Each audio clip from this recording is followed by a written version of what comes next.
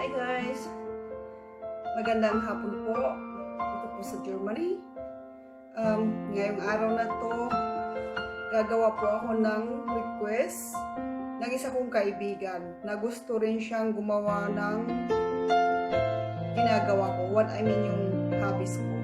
Sabi niya, paano ba daw siya gagawa ng strings na butterfly o paru-paro?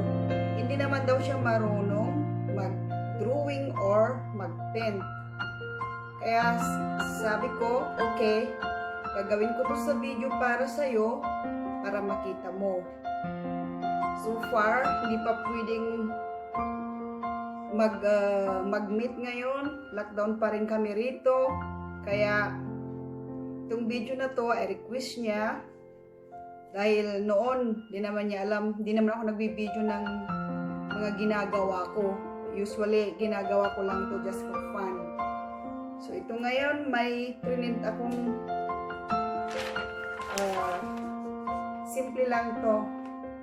Simple na paru-paro. Okay. Kaya sabihin ko sa English. Okay. So, this one is the simple butterfly that I print. So, what I'm going to do is I have to just stick on the board. I have this board in here. This is old one. Okay, you don't need a new board. Then, I will, so it will not gonna move. So, I put some scotch tape put in it. Okay, so just like that. Hold on. But first of all, before you do that, you should paint the board first. Which color you prefer, but okay, this time she's still learning, so okay, I will try my own way. So gagawin ko yung kulay sa gusto kong kulay para next time siya naman mag-experimento kung paano niya ito gagawin. Okay, I'll be back guys. Okay, so gagawin ko is yan yung iluwin. Sige, kayo. Hindi na naman ito siya. So after my so after my kaya like is ako ko kaya kaya na.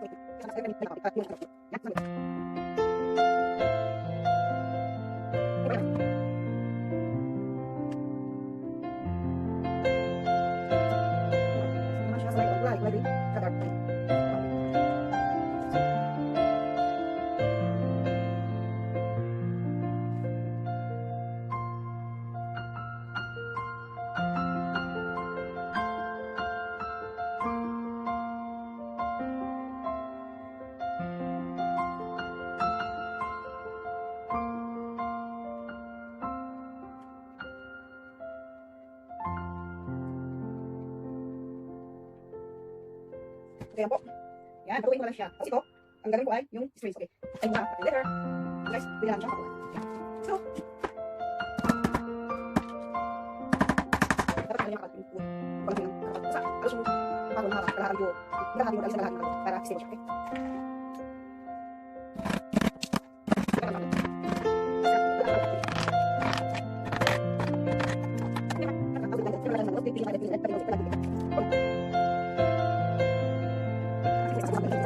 Guys, so nasimulan ko na siya. So ngayon, lalagyan ko muna ng string yung linya, puro itim.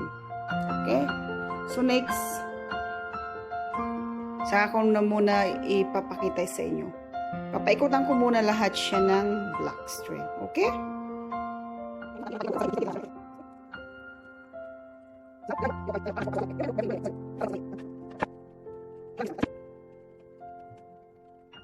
Guys, saan? Saan yung plan ko? Okay? Ayun yung kulay sa lahat. Lagan ka.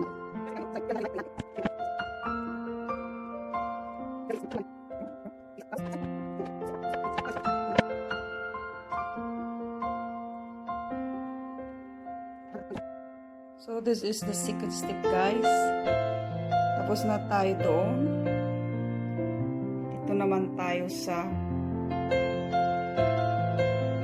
orange na. Okay, siya nga pala. Ito dapat doble yung pako rito. 2 lines.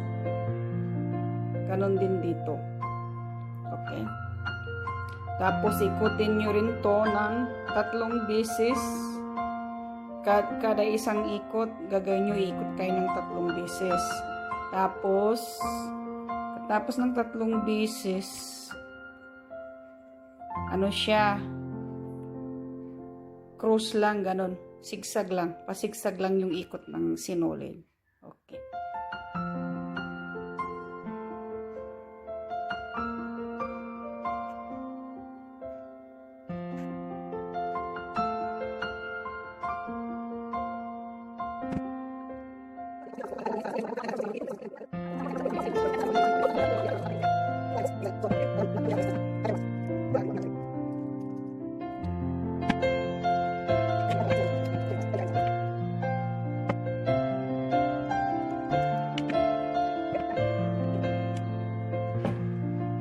Guys, tapos na siya. Well, hindi pa masyadong perfect to, kaya lang hindi talaga perfect. Hindi pwedeng maging perfect siya. I mean, yan, tapos na siya. So, ito yung isang mistakes. Pag gumawa kayo nito at gusto nyong isabit, papakuhan nyo muna yung sa likod ng pagsasabitan. Sa likod niya. Para hindi na to masira. Dito yung papakuhan. Okay. Ngayon, gagawin ko pa rin ng sistema to. Papatayuin ko tapos kunting pukpuk lang. Or either, pwede naman siya sa harap. Kaya lang pangit ng tignan. Mayroon ditong pwede siyang pang-clip. Bahala na. Pero sabi kasi ng friend ko, ilalagay niya sa stand. So, okay lang. Na wala siyang wala siyang pang-hang dito. O paglalagyan ng sabitan. Ngayon gagawin ko, para naman di masyadong pangit, kukulayin ko lang to ng itim. Okay na yun, dali lang. Tsaka dito, lalagyan ko ng kulayin ko na rin siya ng itim.